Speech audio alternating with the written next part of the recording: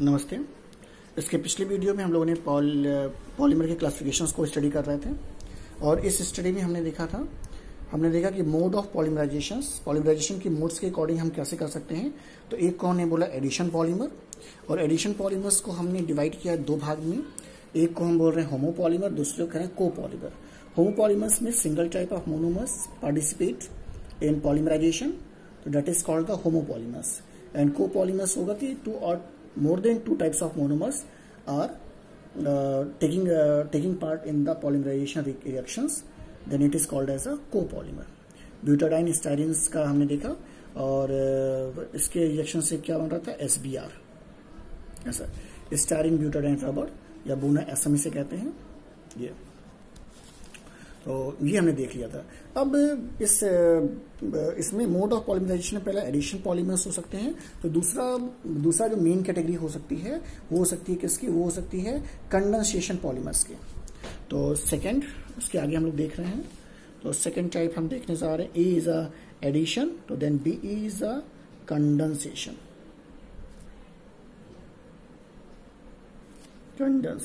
Polymers. Okay, क्या होगा भाई इसमें, क्या होगा, कहेंगे भाई the polymers which are found by the combination of monomers, combination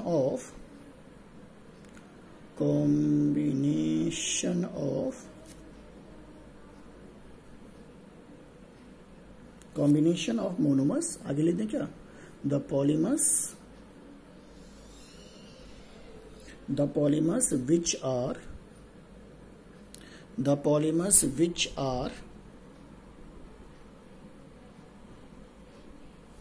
which are formed by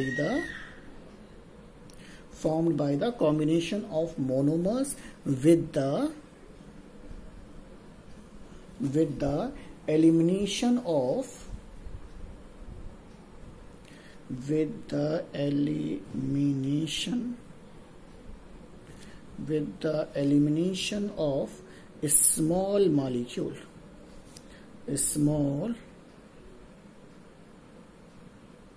small molecules such as water, alcohol, hydrogen chloride etcetera. Yes, तो इसे हम कहेंगे आर नोन एज, इसका आगे लिखा सकते हैं आर नोन एज। तो ये पूरा डेफिनेशन मैंने लिख दिया है आपके आसानी के लिए, are known as condensation polymer.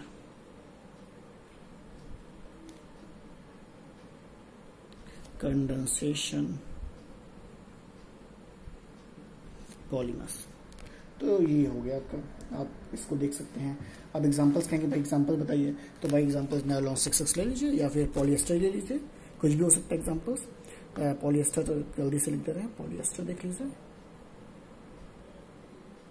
Polyester देख लेते हैं। पॉलिएस्टर्स में टेरिलीन का फॉर्मेशन देख लेते हैं।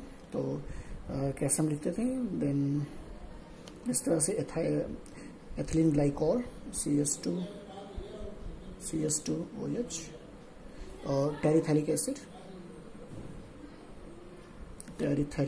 ऐसे लिखते हैं। बेंजीन 1,4 डाइकार्बोक्सिलिक एसिड, ये हो गया।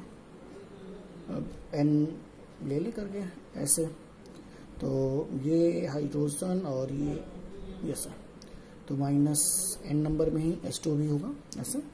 तो कैसे हो जाएगा, O CH2O C double bond benzene ring बनाइए ऐसे, and C double bond O। इस तरह का हम क्या कर सकते हैं, दिखा सकते हैं ऐसा। तो ये एग्जांपल किसका हो जाएगा, ये एग्जांपल टेरिलीन है, दिस इज डेक्रोन भी कहते हैं इसे। मैं दोनों नाम लिख दे रहा हूँ, डेक्रोन और टेरिलीन।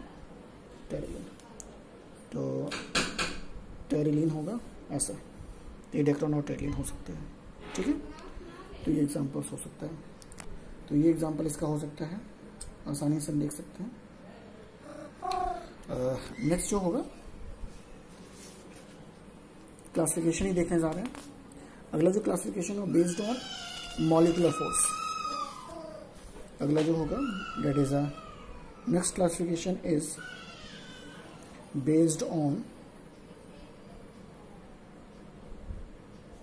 Molecular forces.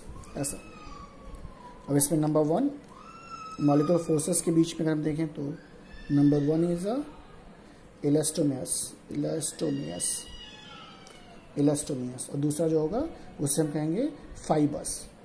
ऐसा, तीसरे को हम कहेंगे थर्मोप्लास्टिक और चौथे को कहेंगे थर्मोस्टेटिक प्लास्टिक्स। तो ये हम देख सकते हैं टाइप में इसके कि मॉलिक्यूलर फोर्स कैसे हैं। ओके, तो these are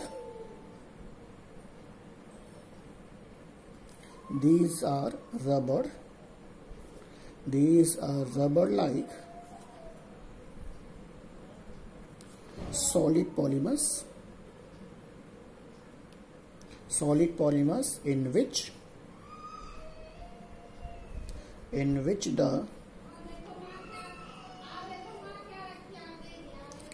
the polymer chains are held together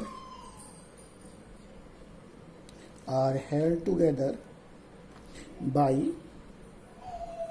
ये सबसे इंपॉर्टेंट पॉइंट है इसका, by weakest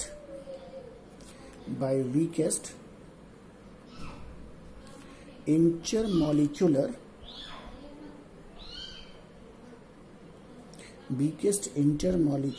फोर्सेस। ये हो चाहिए। अब एग्जाम्पल ढेर सारे पास, जैसे भाई नेचुरल रबर हो सकता है, नेचुरल रबर एग्जाम्पल्स हैं सारे। नेचुरल रबर्स हो सकता है, सिंथेटिक रबर्स में जैसे भाई बोना एस है, बोना एन है, ये सिंथेटिक रबर्स हो सकती है ढेर सारे एक्सेट्रा। तो ऐसे हम ढेर सारे एग्जाम्पल्स इसमें दे सकते हैं इलास्टोमियस में। ओके, अब क्या होता है कि ये जो वीक फोर्स पाए जा रहे हैं, इंटरमॉलिक्यूलर वीक फोर्स पाए जा रहे हैं, इसके नाते क्या होते हैं कि इनमें खिंचाव हो सकता है ऐसा, जिसके नाते आप क्या करें, इनको स्ट्रेस कर सकते हैं। क्लियर है? और फिर जैसे हम स्ट्रेस हटाते हैं वैसे क्या होता है, वो ऊपर अपनी जगह पे लौट आते हैं, ऐसा अपनी ओरिजिनल पोजीशन पे लौट आते हैं। तो ऐसा हो सकता है। Okay,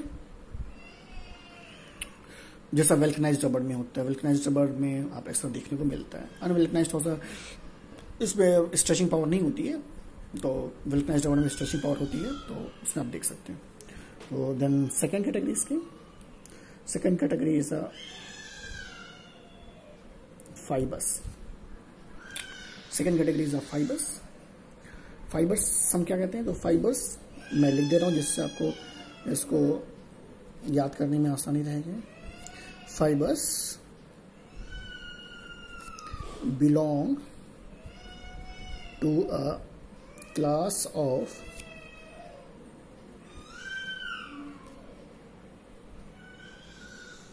polymers which are thread-like, which are thread-like,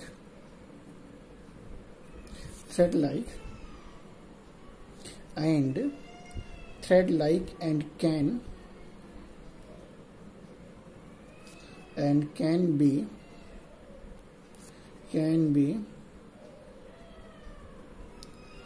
be woven into fabric। ये खास बात है, fabrics। okay, these are widely used, these are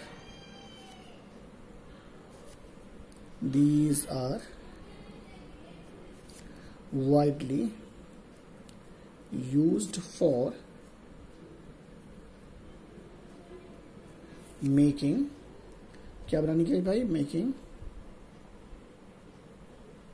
clothes, okay, nets, ropes, ये यूजेस हैं एक्सेट्रा। ऐसा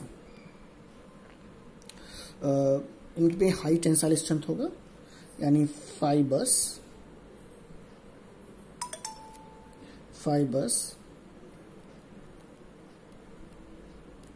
having tensile strength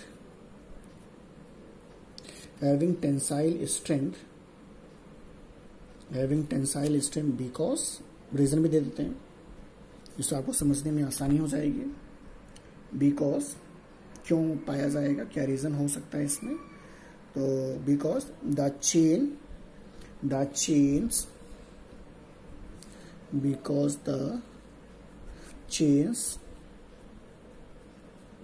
chains possesses strong intermolecular forces। ये खास बात है भाई।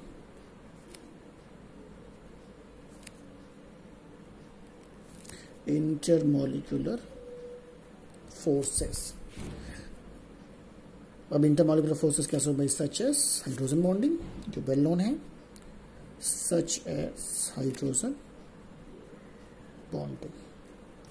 हाइड्रोजन बॉन्डिंग भी पाई जाती है इस तरह के मॉलिक्यूल्स में, देखने को मिलेगा, तो आप इसको देख सकते हैं। और इनमें क्या होती है, क्रिस्टलाइन नेचर्स के होते हैं। नेचर से हम देखें तो these are the crystalline in nature,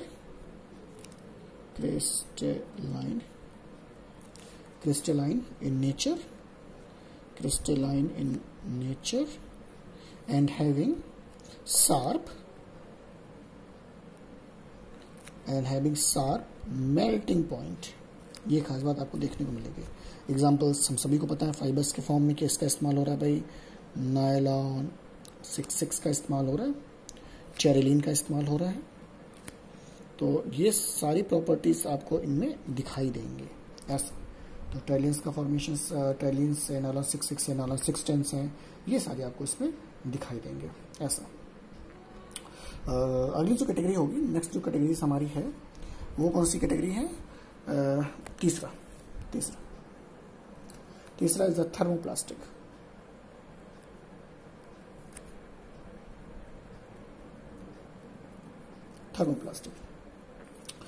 these are linear polymers. खास बात है कि लीनियर पॉलीमर्स हैं, लीनियर। थर्मोप्लास्टिक नाम से क्लियर है कि रीसेट कर सकते हैं। एंड हैविंग वीक वन डर वाल forces, linear polymers having weak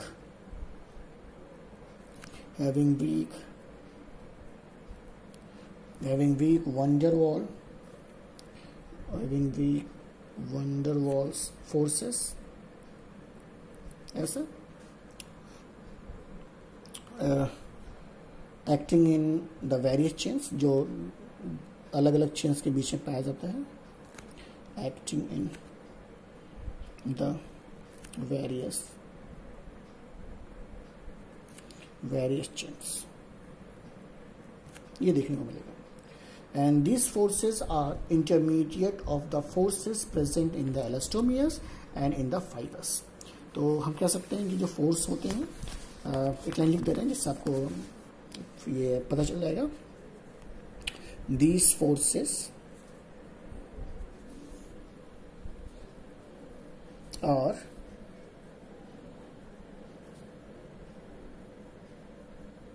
intermediate।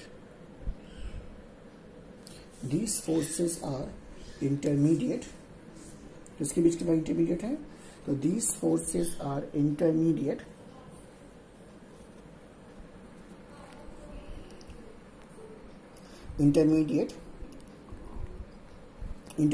of the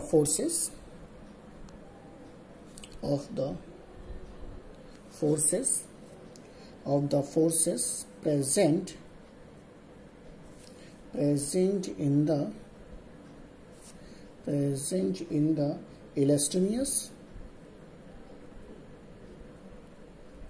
present in the elastomers and in the fibers।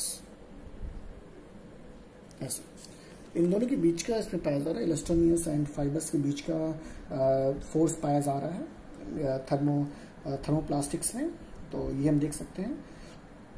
और जब भी हम इसको हीट करते हैं तो मेल्ट बनता है और फ्लूइड मेल्ट बनता है, जिसको आप कूलिंग करने पे आप किसी भी हार्ड मास में कन्वर्ट कर सकते हैं। तो आप इसकी रीशेपिंग कर सकते हैं। तो रीशेपिंग कर सकते हैं, इसीलिए इसको थर्मोप्लास्टिक कहते हैं। पॉलीथीन है, पॉलीस्टाइरीन्स हैं, तो ये सारे इसके एग्जाम्पल्स आपको देखने को मिलेंगे। तो ऐसा कर सकते हैं। और thermosetting plastics, next one is thermosetting plastics. Fourth is thermosetting plastics. Thermosetting plastics. Thermosetting plastics are normally those plastics जिसको आप रीसेप नहीं कर सकते हैं, and when heated they become hard. और आप इसके क्रॉस लिंक पाया जाता है दो चेन्स के बीच में, तो इस नाते थोड़ा दिक्कत आती है। तो जैसे हम कह सकते एग्जांपल्स में बेकेलाइट इसका एग्जांपल्स है। इसके बाद melanin formaldehyde resins, urea formaldehyde resins, ये सारे इसके एग्जांपल्स हैं।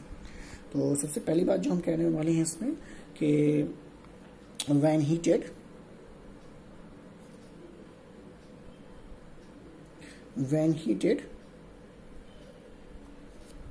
दे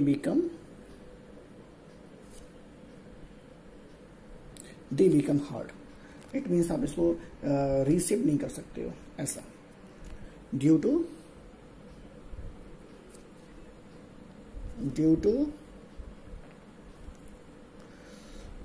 इनफ्यूजिबल है, फ्यूजिबल नहीं है, due to cross linking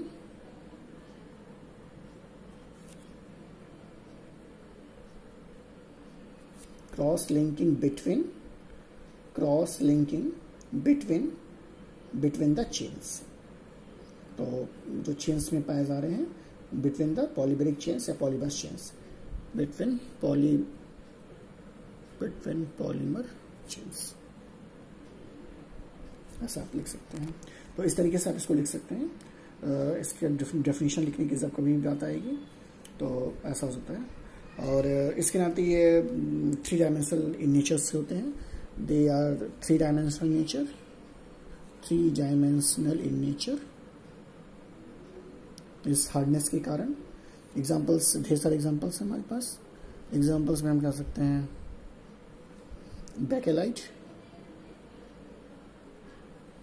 bakelite हो सकता है, मेलामाइन फॉर्मल्डिहाइड